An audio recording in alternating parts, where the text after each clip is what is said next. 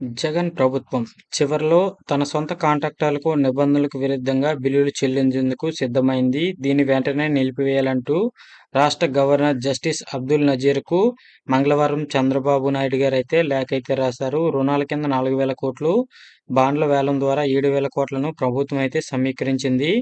అయితే ప్రభుత్వ ఉద్యోగులకు కానీ, గ్రామ పంచాయతీలకు కానీ, ఆరోగ్యశ్రీ నెట్వర్క్లకు కానీ చెల్లించకుండా అనుకూలంగా ఉన్న కాంట్రాక్టర్లకు ఇచ్చేందుకైతే రాష్ట్ర ప్రభుత్వం సిద్ధమైంది. అయితే మనకి ఇక్కడ చూసినట్లయితే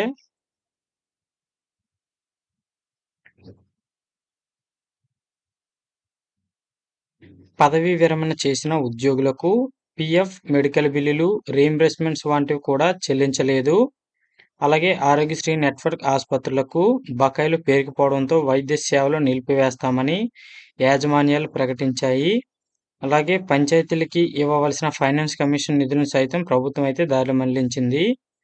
అయితే వీటన్నిటిని గుర్తు చేస్తూ మనకి చంద్రబాబు నాయుడు గారు అయితే లేఖ అయితే ఇవ్వడం అయితే జరిగింది. ఆర్థిక శాఖ ముఖ్య కార్యదర్శికి కూడా ఈ లేఖ అయితే పంపించారు. అయితే మనకి పదవీ విరమణ చేసిన ఉద్యోగులకు పీఎఫ్, మెడికల్ బిల్స్, రీయింబర్స్మెంట్స్ అయితే వస్తాయి అనుకున్నాం. దీన్ని కూడా ఇప్పుడు ఇస్తారా లేక ఆఫ్ చేస్తారా అన్నది అయితే మనం చూడాలండి. ఓకే ఫ్రెండ్స్, మళ్ళీ కలుద్దాం.